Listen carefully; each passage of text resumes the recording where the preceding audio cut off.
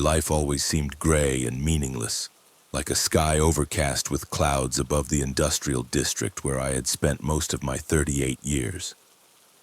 My job at the insurance company drained all the life out of me, turning each day into a monotonous string of paperwork and endless conversations with clients about their small troubles and misfortunes. I assessed damage from car accidents, fires, thefts. Other people's tragedies became my daily bread, but over time I stopped feeling them. Everything turned into numbers, statistics, cold calculations of probabilities. The house where I had lived alone for 5 years since my divorce from Marina stood on the outskirts of the city, in an area once considered prestigious but now slowly falling into disrepair. Neighbors moved out one after another, leaving behind empty windows and weed-choked yards. My ex-wife took not only our daughter but also all the warmth that had once filled these walls. Now the house resembled a mausoleum of my unfulfilled hopes, where each room held memories of who I could have been but never became. For the past few months I had been feeling particularly unwell. Insomnia became my constant companion, and when sleep finally came, I was plagued by nightmares. In my dreams, I saw endless corridors filled with shadows, heard the voices of people I couldn't discern, felt something invisible watching me from the darkness. Waking up in a cold sweat, it took me a long time to understand where I was, and this disorientation frightened me more than the dreams themselves. The doctor I finally consulted diagnosed me with depression and prescribed antidepressants. The pills didn't help. They only dulled my perceptions, making reality even more blurred and unreal. I stopped distinguishing between weekdays. Time lost all meaning for me. Morning seamlessly flowed into evening and evening into night, filled with anxious thoughts and fears I couldn't even explain to myself. On the evening when it all began, I was returning home from work later than usual. A case that should have been simple, assessing the damage from a small house fire, dragged on for several hours. The homeowner, an elderly man with extinguished eyes, told me how the fire had destroyed all his family photos, and there was such pain in his voice that I suddenly felt something constrict in my chest. For the first time in many months, I saw in someone else's grief not just statistics, but living human suffering, and this discovery shook me to my core. When I finally finished work and stepped outside, it was already dark. The city was enveloped in a thick fog that had descended from the mountains, transforming familiar streets into a horror movie set. Streetlights burned with a dim yellow light, creating hazy halos around themselves, and beyond them impenetrable darkness reigned. I walked through the deserted streets, and it seemed to me that I was the only living person in this ghostly city. Usually I took the bus home, but that evening, for some reason, there was no transport. The dispatcher at the bus station, a sleepy middle-aged woman, told me that all routes were canceled until morning due to the fog. I had to either stay in the city until morning or try to get home another way. I was about to look for a hotel when I noticed a train standing on the opposite side of the square. This was strange because the train station was in another part of the city, and as far as I remembered, there had never been tracks here. But the train was quite real. An old train of dark green cars that looked black in the dim light of the streetlights. The locomotive emitted plumes of white steam that mingled with the fog, creating an even more mystical atmosphere. On the side of one of the cars, I could make out an inscription, but the letters were so faded that it was impossible to read them. Next to the train stood a conductor, a tall, thin man in a uniform cap and a long coat. His face was hidden in shadow, but as I approached, he lifted his head and nodded to me. His voice was quiet and hoarse, as if he hadn't spoken to people in a long time. He said the train was going to my district and that no ticket was needed. I wanted to ask how he knew where I was going, but the conductor had already turned and walked along the train, checking something on the wheels.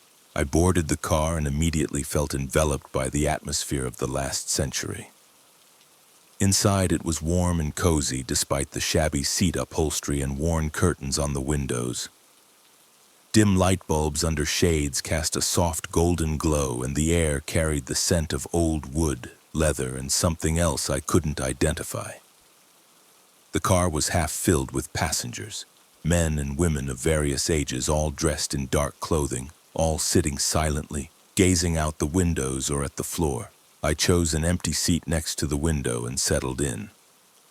The seat was soft, despite its worn appearance, and I felt fatigue weigh down on me with all its might. The train hadn't moved yet, but I was already starting to doze off. The last thing I remember before falling asleep was the train finally lurching and slowly beginning its journey. And outside the window, the city lights, blurred by fog, floated past. A city I was leaving without knowing it. Forever. When I woke up, the train had long been moving. Outside the window was absolute darkness. No stars, no moon, no lights of settlements.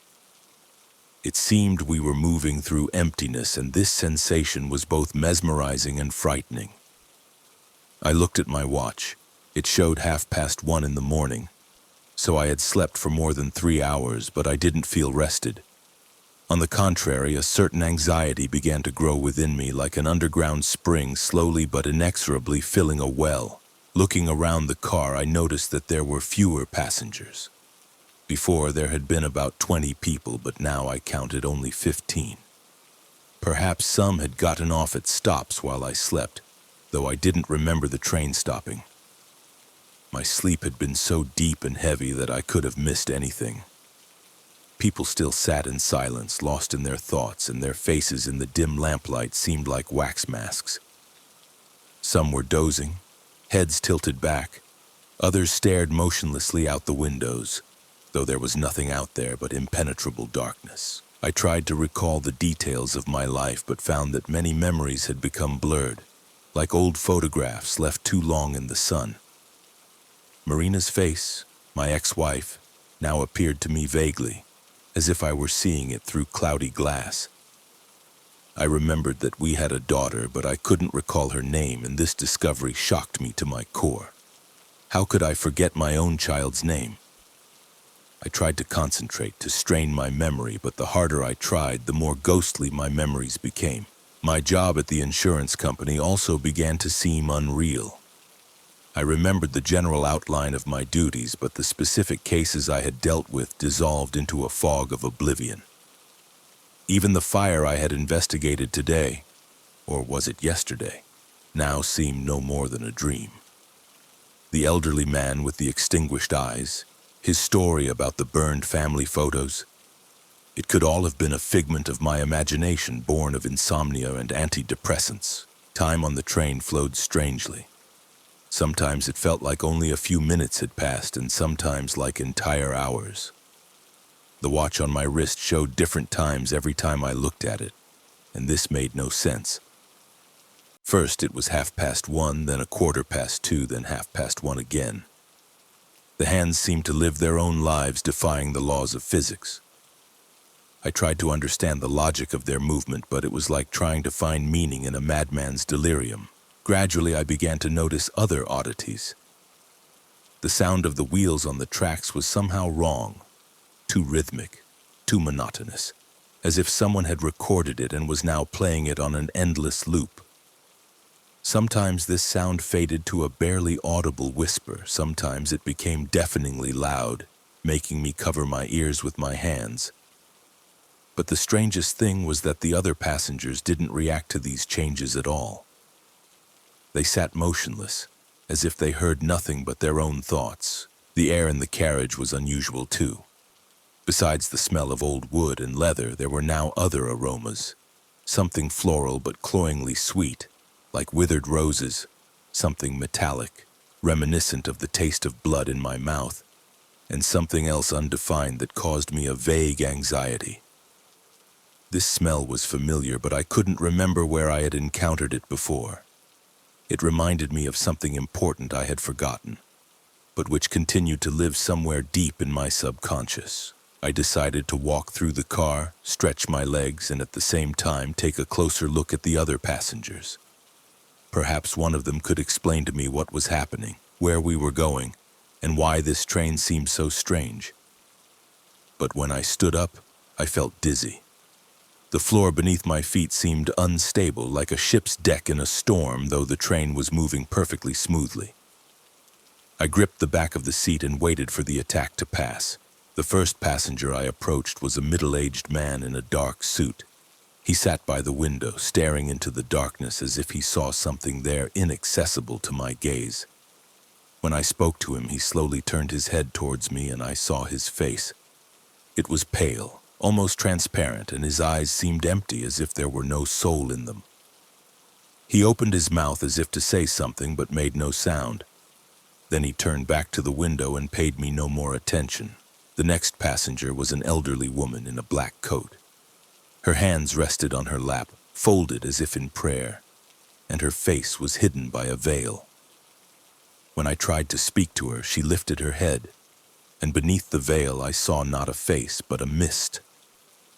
A grayish-white mist that swirled and shimmered, taking on the outlines of human features but never becoming anything definite. I recoiled, my heart pounding in my chest, and I hastily returned to my seat. I no longer dared to approach the other passengers. Something about their appearance and behavior instilled in me a superstitious fear. They were not ordinary people. I understood that with absolute certainty. But who were they? Actors in some strange play? Hallucinations brought on by my disturbed mind? Or something even more terrifying that I couldn't even imagine? I tried to calm myself with rational explanations. Perhaps I was still asleep, and this was just another nightmare, more vivid and plausible than usual. Perhaps the antidepressants were causing these side effects, hallucinations, distortions of time and space. I had heard that some psychotropic drugs could cause such states. But these explanations brought no relief. On the contrary, with each passing minute, the anxiety intensified, turning into a feeling of panic that threatened to overwhelm me.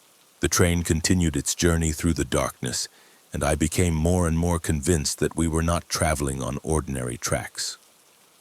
Sometimes the train tilted as if we were ascending or descending a hill, but outside the window there were no hills or valleys to be seen, only endless blackness. Sometimes I heard sounds I couldn't explain, distant voices like weeping, the creak of metal, a crackling like a huge bonfire. But when I listened closely, these sounds vanished, leaving only the monotonous clatter of the wheels. My memory continued to fail me.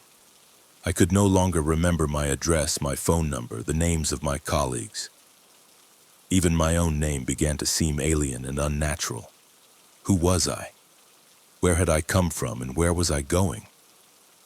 These questions swirled in my head, finding no answers. I tried to pull documents from my pocket, but found my pockets empty. No passport, no driver's license, no money, nothing that could remind me of my identity. The only thing that remained bright and clear in my memory were the last hours before boarding the train. The fire in the private house, the owner's story about the burned photographs, the fog in the city streets, the empty bus station, and the appearance of the train as if from nowhere. Everything else was shrouded in a haze of oblivion that grew denser with each passing minute. I felt my past life slipping away from me like water through my fingers, and there was nothing I could do about it. Suddenly, the train began to slow down. The clatter of the wheels became less frequent, and I felt the train smoothly coming to a stop. Outside the window there was still darkness, but now some vague outlines appeared within it, something resembling buildings or trees.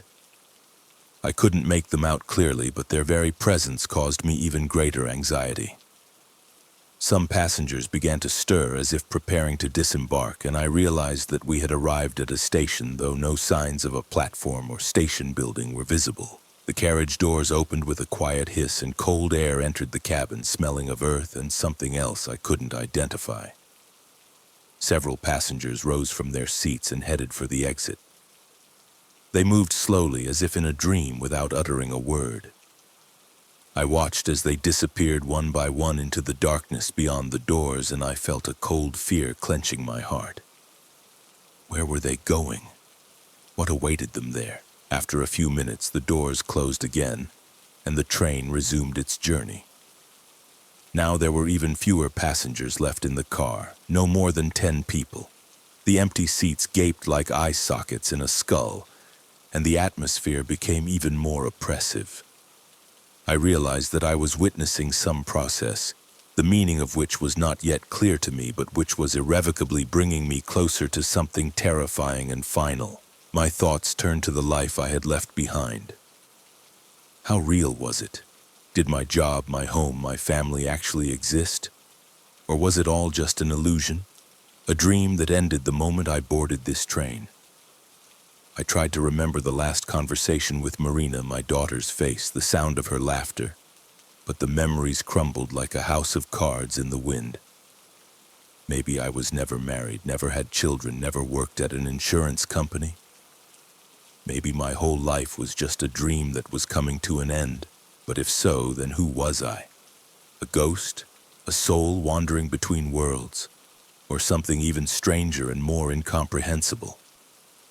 These questions caused me physical pain, as if someone was sticking needles into my brain. I clutched my head with my hands, trying to stop the flood of thoughts, but they continued to swarm like wasps in a disturbed hive. The train began to stop again, and I braced myself for a few more passengers to leave the car. And so it happened. 3 people rose and slowly headed for the exit. One of them was the man in the dark suit I had tried to speak to. Before stepping out, he turned and looked at me, and in his empty eyes I saw something that made me shudder. It was neither malice nor sorrow. It was a complete absence of anything human. An emptiness that sucked in light and warmth. After the doors closed and the train moved again, only 7 passengers remained in the car, including me.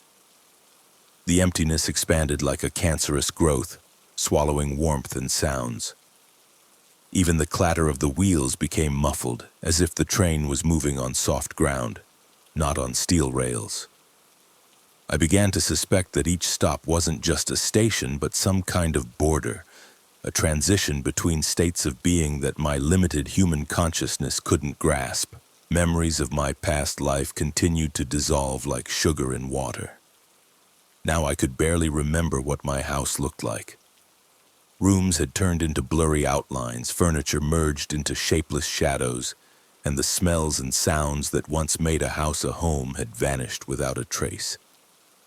I tried to recall at least the kitchen where I spent mornings with a cup of coffee, but I only saw the blurry contours of a refrigerator and a stove that could belong to any house in any city in the world. Marina, my ex-wife, now seemed no more than a voice without a face.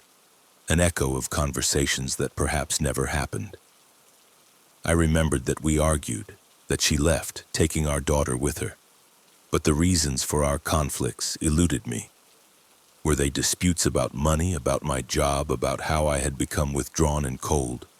Or did our marriage collapse for deeper existential reasons that I couldn't understand even when they were current? My daughter. My God, how could I forget my own daughter? I strained my memory, trying to recall at least the color of her hair, the sound of her voice, but found only emptiness. Was she a blonde like her mother, or a brunette like me? How old was she when they left? 10, 12, 15? Time had blurred to such an extent that I couldn't even approximate how many years had passed since the divorce. Maybe 1 year, maybe 10, or perhaps even several decades. My job at the insurance company also became increasingly ghostly. I remembered assessing damage, but I couldn't recall a single specific case except for that last fire. Even the name of my boss eluded me, though I was sure I had worked at the company for many years. The office where I spent most of my adult life turned into an abstract concept, some place with gray walls and fluorescent lamps where people in business suits engaged in some important but meaningless activities. I began to suspect that the process of forgetting was connected to the train's movement. Every kilometer of the journey erased another fragment of the past from my memory. Every stop carried away a part of my identity. Perhaps by the time the train reached its final destination, nothing would be left of me but an empty shell, devoid of memories, emotions, and self-awareness. This thought frightened me more than all the strangeness I had observed on the train. I tried to focus on the present moment, on what was happening here and now. The remaining passengers sat motionless like mannequins in a shop window. Some of them appeared more transparent than before, as if gradually dissolving into the air. The woman in the corner of the car, whom I had noticed when boarding, was now barely visible. The seat upholstery showed through her silhouette. The man opposite me shimmered like an image on a screen with bad reception, sometimes becoming clear, then blurring beyond recognition. I got up from my seat and went to the window, hoping to see something, anything, in the absolute darkness beyond the glass. But instead of a landscape, I saw my reflection, and the sight shook me to my core. The face looking back at me from the dark glass was mine, yet at the same time, alien. My eyes seemed too deep, my cheeks sunken, and my skin had an unhealthy gray hue. The worst part was that my reflection didn't move synchronously with my movements. When I raised my hand, the reflection raised it a second later. When I turned my head, the reflection stared straight ahead, then slowly, reluctantly followed me. I recoiled from the window, my heart pounding in my chest like a bird in a cage. What was happening to me? Was I losing my mind, or was this part of the strange process unfolding on this train? I tried to calm myself, to tell myself it was just a play of light and shadow, but deep down, I knew it wasn't about the lighting. Something fundamental was changing within me, something that defined my essence as a living being. The train began to slow down again, and I knew we were approaching another stop. This time I decided to try to get off and see what lay beyond the car. Maybe it would help me understand where I was and what was happening to me. When the doors opened, I saw 2 more passengers getting up to leave. I followed them, stepping into the cold darkness beyond the threshold of the car. What I saw defied description. We were not at an ordinary train station, but on some kind of platform that hung in a void. There was no ground, no sky, no horizon around, only endless blackness where distant lights occasionally flickered like stars, but too large and too bright. The air was thick and viscous like jelly, and each breath was difficult. The smell here was the same as in the car, but more concentrated. A floral metallic aroma with a hint of decay and oblivion. The platform was made of some dark material that absorbed light and felt alive underfoot. Its edges disappeared into the darkness, and I couldn't tell how large it was. In the center of the platform stood something that could be mistaken for a building, but its architecture defied any known laws. Walls curved in impossible directions, windows were placed where they shouldn't have been, and the roof was simultaneously above and below, right and left, creating an optical illusion that made my eyes ache. The 2 passengers who got off with me slowly headed towards this structure. Their silhouettes became increasingly blurred as they moved away, as if a mist was consuming their essence. I tried to call out to them, but the sound of my voice was muffled, not even reaching my own ears. When they reached the building, they simply dissolved into its walls like smoke in the air. I realized I didn't want to share their fate. Whatever was happening in this place, I wasn't ready for it.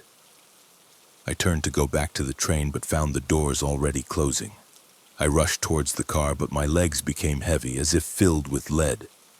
Each step required immense effort, and the distance to the train seemed to increase with every second. At the last moment, I managed to jump into the car, and the doors closed right behind me. I fell to the floor, gasping for breath from exertion and fear. When I looked up, I saw that only 4 passengers remained in the car.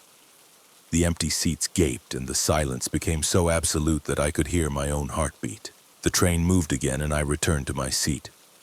Thoughts swarmed in my head like flies over carrion. What was this place? Where were the passengers going? And most importantly, what awaited me at the end of this journey? I began to suspect that I had fallen into some kind of trap, into a system that methodically and relentlessly dissected people, erasing their identities and memories, turning them into empty shells. But why? Who or what needed such a number of forgotten souls? I tried to find a logical explanation for what was happening, but the more I thought, the more absurd my theories became. Perhaps it was an experiment by some forces beyond human comprehension. Perhaps it was punishment for sins I had committed in life but couldn't remember. Or perhaps it was simply a way of existence for some parallel reality where the laws of physics and logic didn't apply. I tried to recall what led me to this train. The fog on the city streets, the canceled buses, the sudden appearance of the train. It all seemed too convenient, too orchestrated.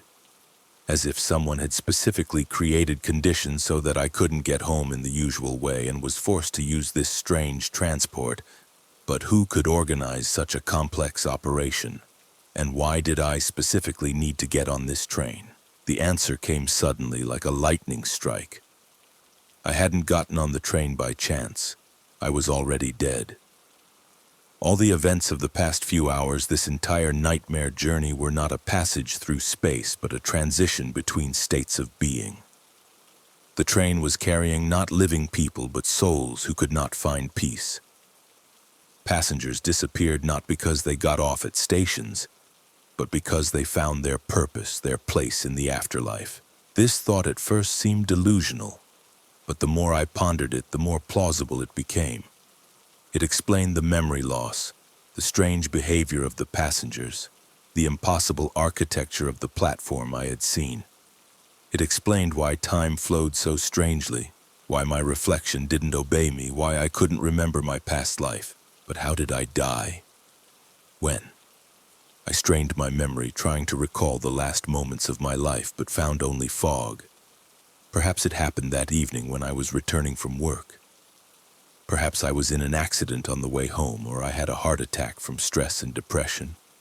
Or perhaps I committed suicide, unable to bear the burden of existence and simply suppressed that memory as too painful. If so, then the train isn't just transportation, but purgatory. A place where souls undergo a process of purification or judgment. Each stop is an opportunity to accept one's death, understand its meaning, and move on to the next stage of existence. Those who were ready left, while those who clung to the illusions of life continued the journey, gradually losing everything that connected them to the past. But why am I still here? What keeps me on this train? Perhaps my death was so sudden that I didn't have time to realize it. Or did I do something that requires special atonement? I tried to recall my sins, but my memory failed me on this question too. I was an ordinary person with my weaknesses and shortcomings, but I didn't remember anything that could deserve such a punishment. The train began to slow down again, and I knew another stop was approaching. This time I wasn't going to get off. Whatever awaited me at the end of the journey, I wanted to reach it without giving up halfway. Perhaps only at the final point of this strange journey would I find answers to all my questions. Perhaps only there could I understand who I was, how I died, and what awaited me next. The doors opened, and the last two passengers slowly rose from their seats. Now I was alone in the vast, empty car, and this thought filled me with both fear and a strange relief. Fear, because solitude in this place was especially terrifying. Relief, because there was no longer any need to pretend I didn't understand what was happening. The train started moving again, and I felt something change in its motion. Now it traveled faster, the clatter of the wheels more rhythmic and insistent, as if the train was hurrying to reach its final station. The empty seats around me seemed like gravestones, each holding the memory of a soul that had found its peace. I was the last passenger, the last one clinging to the illusions of life, unwilling to accept the inevitable. The air in the car grew even thicker and more viscous. The scent of withered flowers and metal intensified to such a degree that I could barely breathe. Now I understood what this aroma was. It was the smell of death, not the physical demise of the body, but a spiritual death, the end of all hopes and attachments. This scent emanated from myself, from my soul, which was slowly preparing for its final transition. I tried to recall the moment of my death, but my memory continued to fail me. However, now I began to catch fragments of memories like debris from a ship washed ashore after a shipwreck. I remembered a pain in my chest, sharp and sudden, that made me fall to my knees right there on the street. I remembered how the world around me began to darken and sounds became more distant and muffled. I remembered the faces of people bending over me, their lips moving, but I heard no words. A heart attack. That's how I died, right there on the street, returning from work on that foggy evening. Stress, depression, loneliness, all of it had eroded my health from within, and my heart couldn't take it anymore. I died there on the cold asphalt among indifferent passers-by who called an ambulance, but it was already too late. My body was taken to the morgue, and my soul ended up on this train. Strangely, the realization of my own death didn't bring me relief. On the contrary, it intensified the feeling of emptiness and meaninglessness. My entire life had culminated in this moment. A lonely death on the street, an end that no one noticed or mourned. Marina and my daughter would learn of my death from an official notification. Perhaps even attend the funeral out of a sense of duty, but not out of love. Colleagues at work would shrug and find a replacement for me. Neighbors would be glad the house was finally empty, ready to be sold to new tenants. But what depressed me most was the understanding that my death was as gray and meaningless as my life. I left nothing significant behind, no great deeds, no works of art, not even kind memories in people's hearts. I walked through this world like a shadow, leaving no trace. Even my own child would likely quickly forget me, suppressing memories of a distant and alien father. The train continued its journey through infinite darkness, and I felt the last threads connecting me to the past break one by one. Marina's face finally dissolved into the fog of oblivion. My daughter's voice faded. The images of colleagues and friends turned into blurred shadows. Even my own home, which I considered my last refuge, now seemed no more real than a stage set for a play that had long since ended. I understood that the process of forgetting was not a punishment, but a mercy. The memory of a past life would only be a source of suffering in this new state of existence. Why remember what is forever lost? Why cling to illusions that only cause pain? It was better to let everything go and accept what was than to torment myself with the impossibility of returning what once was. But even understanding this with my mind, I couldn't bring myself to accept it. Something within me resisted, clung to a life that no longer existed. Perhaps it was the instinct for self-preservation which continued to operate even after death. Perhaps it was pride, an unwillingness to admit defeat. Or perhaps it was simply the fear of the unknown that awaited me at the end of the journey. Suddenly, the train began to slow down, and I knew we were approaching the final station. This time, the braking was longer and smoother, as if the engineer was preparing for an especially important stop. The clatter of the wheels became increasingly infrequent until it finally ceased altogether. The train stopped, and absolute silence reigned in the car. I sat in my seat, hesitant to get up and approach the window. Something told me that what I would see would change me forever, stripping away the last remnants of who I was. But curiosity was stronger than fear. I slowly rose and headed for the door. Beyond the window lay a sight that could not be described with human language. It was not a place in the usual sense, but a state, a concept embodied in visual images. I saw an endless plain covered with something that could be grass, but this grass was gray as ash and stirred without wind. The sky above the plain was neither black nor white, but some intermediate color that absorbed light and reflected it simultaneously. In the middle of the plain stood a building, if it could be called a building. It was a structure of light and shadow that constantly shifted, taking on new forms. Sometimes it looked like a cathedral with soaring Gothic spires, sometimes like a simple thatched hut, sometimes like a modern skyscraper of glass and steel. But whatever form it took, I knew it was my destination, the place where I was meant to find my final peace. The carriage doors opened without a sound, and I stepped onto the platform. It was made of the same material as the one I had seen before, but now it didn't frighten me. I understood that this was the boundary between worlds, the last station before eternity. The air here was clear and light despite the absence of wind. The smell of death had disappeared, replaced by an aroma I couldn't identify, something both familiar and utterly new. I began to walk towards the building, and with each step I felt something changing within me. The heaviness that had weighed on my soul all my life gradually disappeared. The anxiety that had been my constant companion dissolved into the air. Even the fear of death that had tormented me on the train receded, giving way to a strange calm. As I approached the building, it took on its final form. It was a simple wooden church, like those built in Russian villages hundreds of years ago. Its walls were whitewashed and the roof was covered with silvery shingles. A small bell hung above the entrance, ringing softly, though no one touched it. The sound of this bell was the most beautiful thing I had ever heard. It penetrated my soul and healed all the wounds accumulated over the years of my life. I pushed the heavy oak door open and stepped inside. The church was empty but did not feel abandoned. Wooden benches stood in neat rows and icons hung on the walls with faces that glowed with an inner light.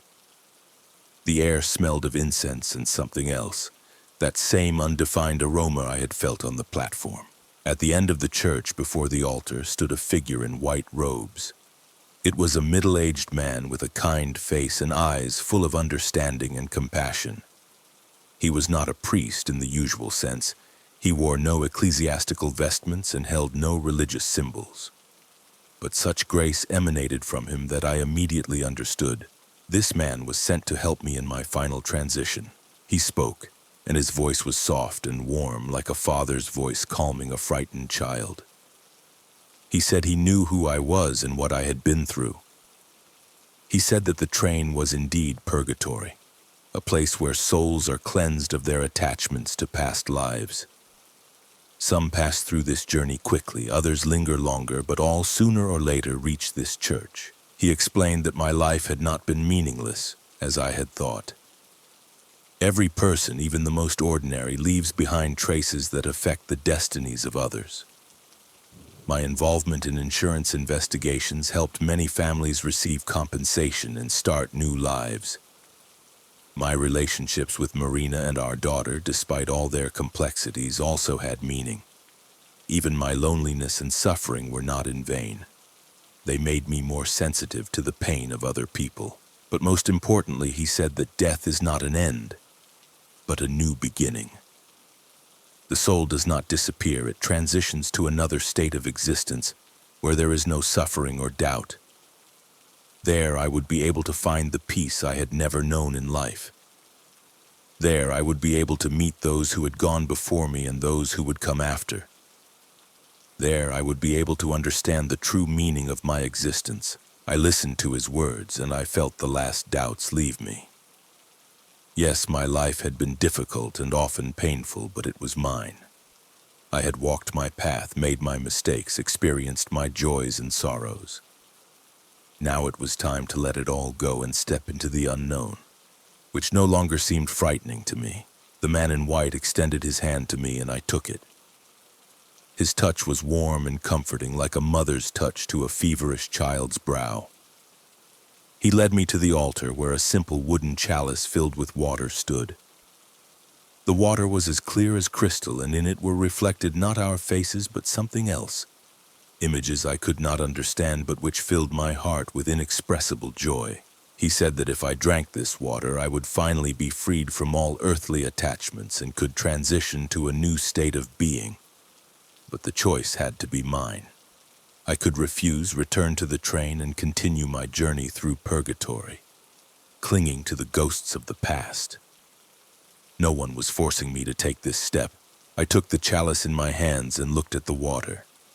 In it I saw the reflection of my soul, not the gray, depressed man I had been in life, but who I could have become if not for fears and doubts.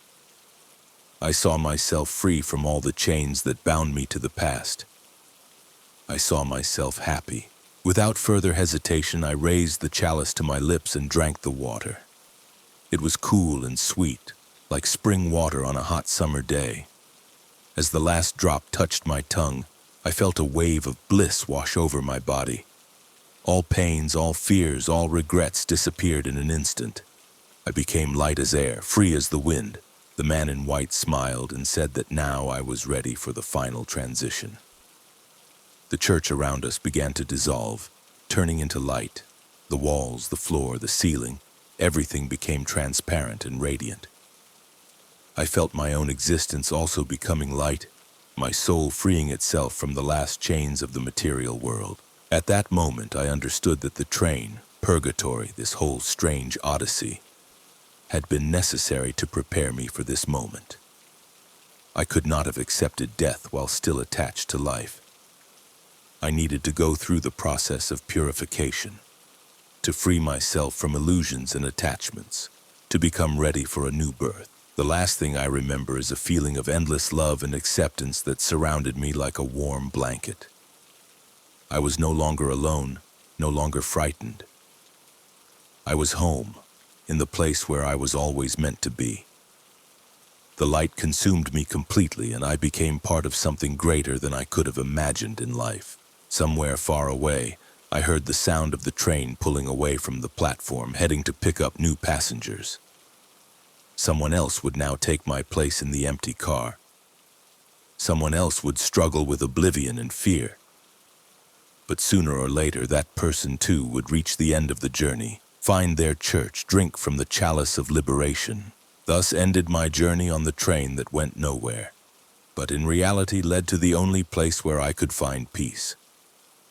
Death turned out to be not an end, but a beginning. Not a punishment, but a liberation.